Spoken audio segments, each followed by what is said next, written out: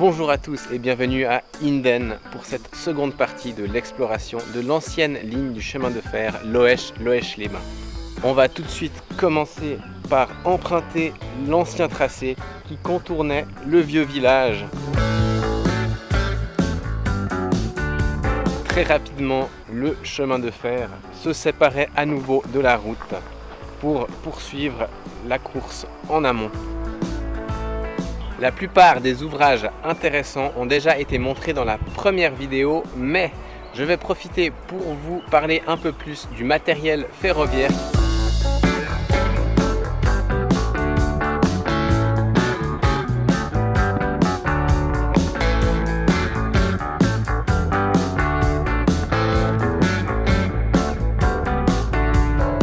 Voilà, on retrouve encore des restes des montants de la caténaire accrochés au vieux mur.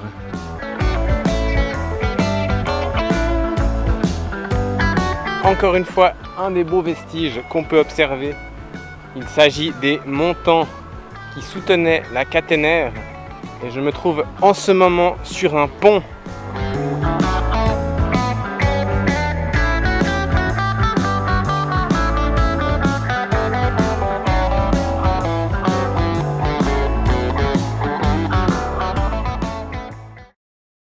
C'est assez chouette d'avoir laissé les restes comme ça dans les murs. La structure est intéressante. Ici, là-dedans, était enfermé le pied en bois de la ligne électrique. Et ici en bas, il y avait encore un socle qui empêchait le pied de glisser dans la rigole pour l'écoulement des eaux.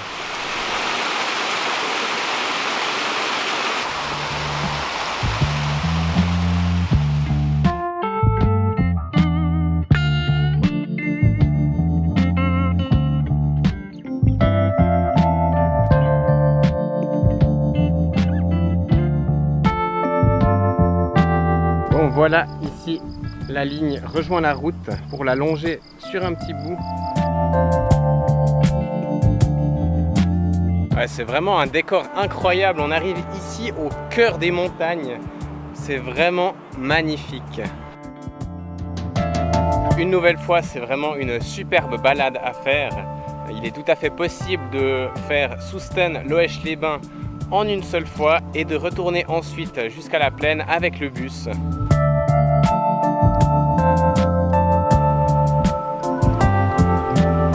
Regardez un peu toute cette vallée que longeait le train de Loèche-les-Bains. C'est vraiment immense. Il faut savoir que la compagnie ferroviaire possédait une centrale électrique sur la Dala. Cela lui permettait de produire le courant nécessaire à l'exploitation de la ligne. D'ailleurs, un grand nombre de centrales et de barrages ont été construits au début du XXe siècle par les compagnies ferroviaires.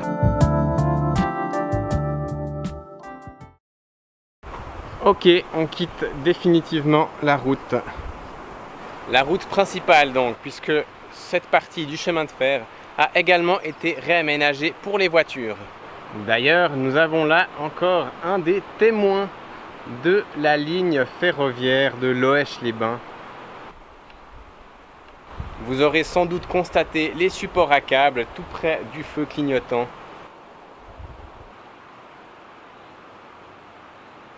Allez, on va le traverser, c'est parti. Alors naturellement, celui-ci est beaucoup mieux entretenu que celui de la première partie.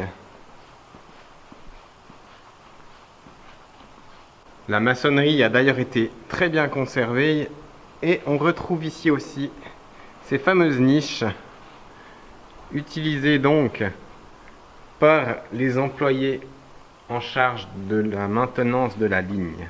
Il y a toute une partie de ce tunnel qui est creusée vraiment dans la roche sans aucun autre support de consolidation.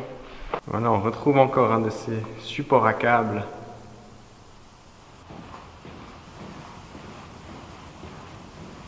Bon, et bien voilà, ce tunnel est plus court que le précédent et j'arrive tout de suite vers la Dala.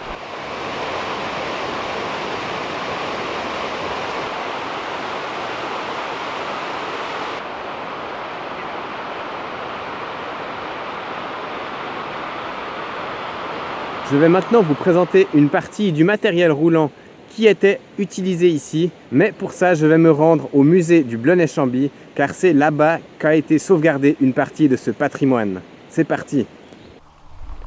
Ok, on y est. Ici ce sont près de 80 véhicules historiques qui sont entreposés. Donc on va déjà aller voir tout ce qui est des wagons de marchandises. Vous verrez que l'un d'entre eux a une petite particularité, j'en dis pas plus, on arrive tout de suite. Le voici. Il s'agit en fait d'un wagon plat qui a été adapté pour pouvoir accueillir des banquettes passagers afin d'augmenter la capacité lors des trajets estivaux. Les accès se faisaient uniquement par les petites portes sur les bords, donc c'était un peu sport, pour arriver aux banquettes en extrémité. Les deux suivants sont garés juste un peu plus loin, on va s'en approcher. Il y a un wagon plat et un wagon fourgon qui est utilisé comme atelier aujourd'hui, sauf erreur.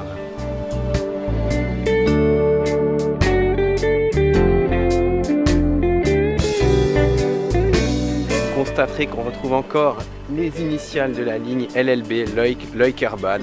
A l'origine, la compagnie possédait 2 wagons fourgons et 3 wagons plats. Elle avait également une locomotive à vapeur qui a été adaptée en chasse-neige lors de l'ouverture hivernale de la ligne en 1935. Du coup, on va aller voir l'automotrice et la voiture passager qui se trouvent dans la halle par là-bas. Alors, ce qui est génial par ici, c'est qu'on est vraiment entouré de trains.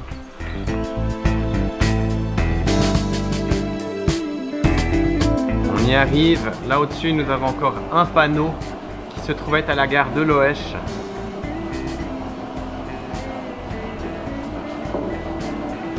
Et voici le premier véhicule, l'automotrice.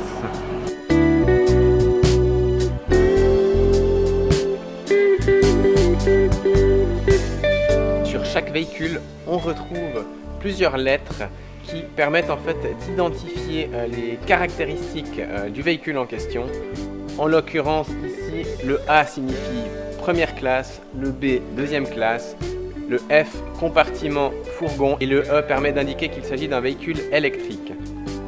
Les deux chiffres, quant à eux, permettent d'indiquer le nombre d'essieux moteurs. Donc ici nous avons une automotrice à 2 essieux moteurs sur 4.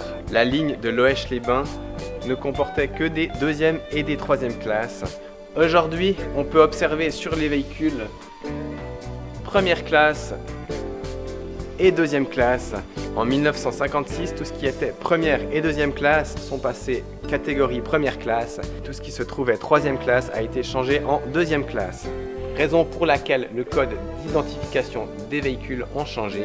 À l'origine, on pouvait lire sur cette automotrice BCFEH 24, le B et le C ayant été transformés en A et B. Bon, je vous propose qu'on aille faire un petit tour à l'intérieur pour regarder le confort de l'époque.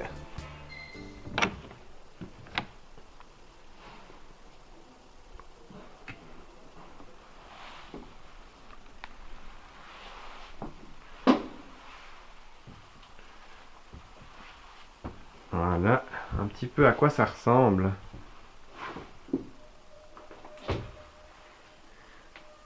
Alors, ces véhicules sont truffés de petites spécialités, notamment celle-ci.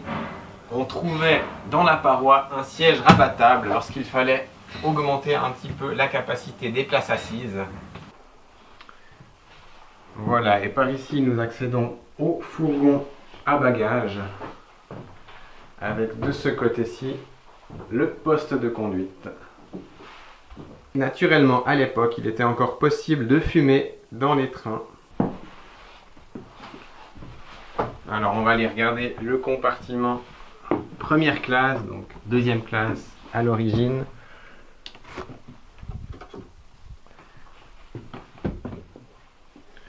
Alors, vous voyez que les sièges sont déjà un peu différents. Et preuve en est, on trouve encore la petite plaquette ici, 2e classe. Pour vous donner une petite idée à quel point c'est étroit, regardez un petit peu.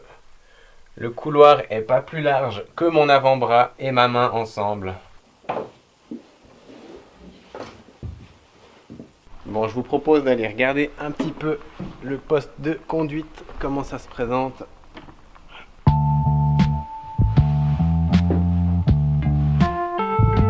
Tout est vraiment à l'ancienne, avec des commandes mécaniques. D'ailleurs, même l'essuie-glace était manuel, il fallait que le conducteur s'en occupe en même temps que le reste. C'est vraiment des vestiges d'un autre temps. Et là-haut, vous pouvez observer que la vitesse maximale des convois était de 28 km/h. Alors, comment est-ce que ça se conduisait? Ça paraît compliqué, mais au final, ça n'est pas tant que ça. Il y avait ici une petite manette qu'on peut actionner pour mettre vers la marche avant ou vers la marche arrière. Une fois que cette opération était faite, il suffisait de venir tourner cette manivelle pour engager la puissance dans les moteurs.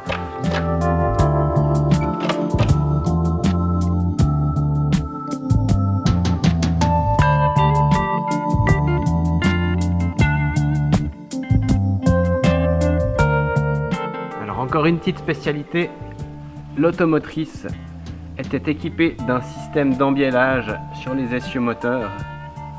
Le système d'attelage est également assez particulier puisqu'il se faisait de part et d'autre du tampon. Et juste après, nous avons la voiture voyageur AB4, à l'origine sans doute BC4. Ici aussi, on a les chiffres qui ont été à chaque fois supprimés en 1956 pour correspondre aux nouvelles catégories. Bon, on va aussi aller regarder dedans.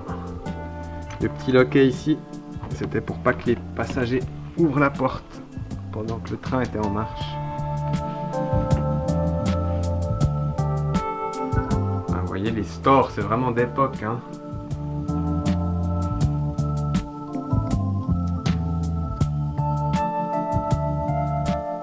Alors ce qui est admirable vraiment dans ces véhicules anciens, c'est qu'à l'intérieur, tout est en bois, ça donne vraiment un côté, je trouve, chaleureux. Les sièges sont réversibles, ça veut dire qu'on peut les retourner pour adapter les capacités en deuxième ou troisième classe selon les besoins.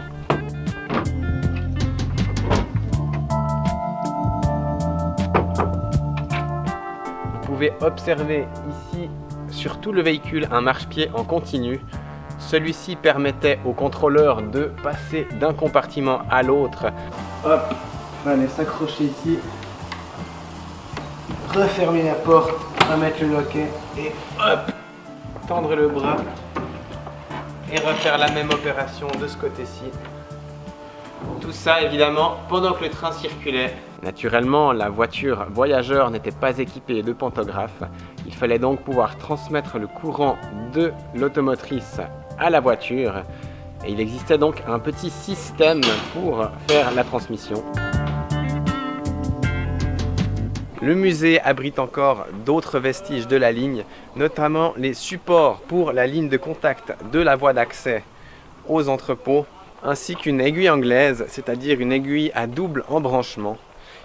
Il y a également d'autres aiguillages qui proviennent de là-bas, mais ceux-ci sont difficiles à localiser. Voilà, la visite des véhicules est terminée. Si vous aimez ces anciens trains, n'hésitez pas à venir faire un petit tour ici au musée Blonay-Chambly. Et on se retrouve tout de suite à Loèche pour la suite de l'exploration.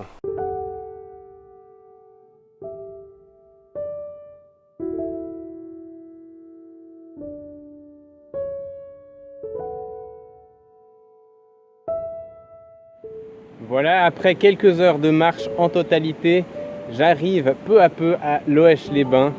Naturellement, le trajet en train était plus rapide.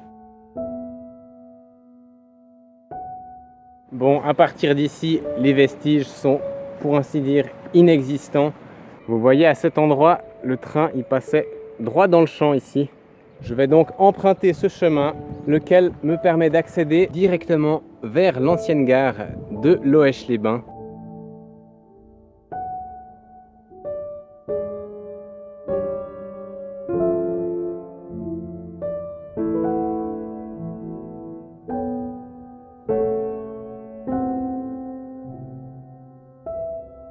C'est donc à 2 pas de cette ancienne gare que se termine cette vidéo, Un immense merci aux membres du musée de chemin de fer Blonay-Chambly, grâce à qui j'ai pu vous faire visiter les véhicules qui subsistent encore aujourd'hui. Un tout grand merci également aux personnes qui m'ont autorisé à utiliser des images d'archives, que ce soit dans la première vidéo ou dans celle-ci. N'hésitez pas à partager cette vidéo si elle vous a plu, laissez-moi un petit commentaire et on se retrouve tout bientôt pour une nouvelle exploration. D'ici là, portez-vous bien. Ciao ciao.